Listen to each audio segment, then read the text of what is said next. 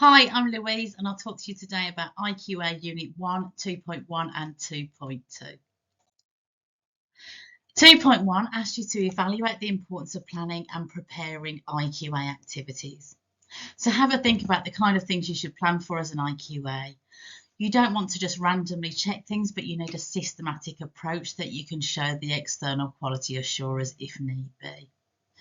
You need to show how you've evidenced planning and what intervention systems you've got in place if needed. So plan to review your resources, and you might want to diarise a resource review annually, for example. So you might want to review all the resources created for a particular course or qualification, the materials that are used by learners, employers and assessors. Check they're fit for purpose, up to date and modernised if needed. Plan for OTLs. OTLs are observation of teaching and learning, and this is where you as an IQA will go out with your assessors or join them online and watch and observe what they do with learners in the best interest of making them better assessors. The OTL should be planned in advance because assessors can get nervous and they need to prepare for their observation.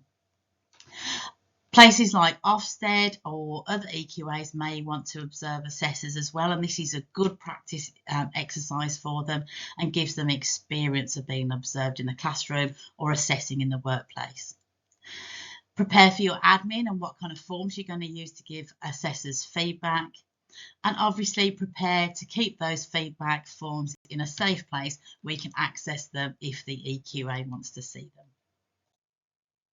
So as an IQA, you need to plan for interim as well as final IQA.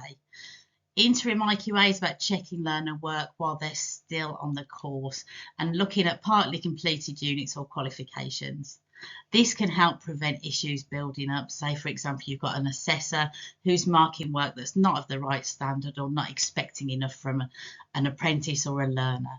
And you can intervene then as the IQA and make changes if needed.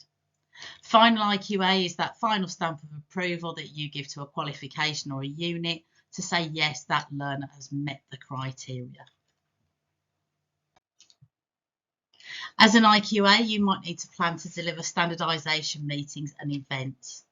And standardization is where we get all the assessors together that are delivering a particular apprenticeship, qualification or course and talk about the different elements of the course and share best practice.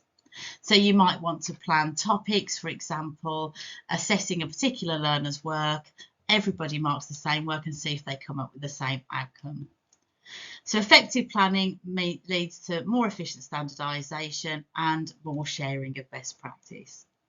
Plan ahead your dates nice and early so as many assessors as possible can attend. And you might want to give out the role of minute taker because you will need to evidence regular standardisation. For most courses and qualifications, standardisation is normally annually or twice annually, depending on the qualification specification. So make sure you've got effective evidence of your planning as an IQA, and that might be things such as sampling plans, tracking sheets, or sampling report templates. Schedule your OTL dates and think about how regularly you want to do those. With a new assessor, for example, you might want to go out on their first 3 visits, and then you might want to go out once a month, and then later on it might go to once a quarter or once a year.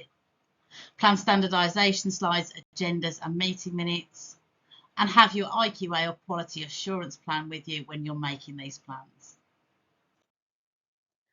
So your internal quality assurance plan should contain details of what you're going to IQA, how often standardisation meetings should be held, how often OTLs will be held, assessor RAG ratings or risk ratings or gradings, and example forms of what you're going to use as an IQA.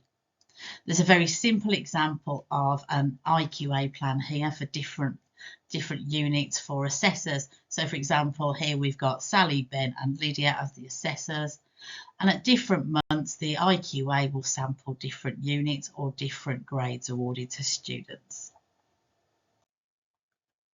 So the IQA role is very varied with several tasks to be done throughout the year at different times. You need to follow your IQA plan as this is like a promise that the centre has made, and this is what they say that they'll complete. So if in the quality assurance or IQA plan you say that you will sample, for example, 100% of assessor work, then you must do what you said that you're going to do, because that's the promise you made to your EQA or awarding body. If you say you'll only IQA 2% of assessor work, for example, then the EQA may think your standards are too low. So have a think about making the balance clear between quality standards and practicality. So for your assignment, there's workbooks for both of these sections, or you could write one holistic assignment or essay if you prefer. Use the Anne Grabbles book to support you, and good luck with your assignment.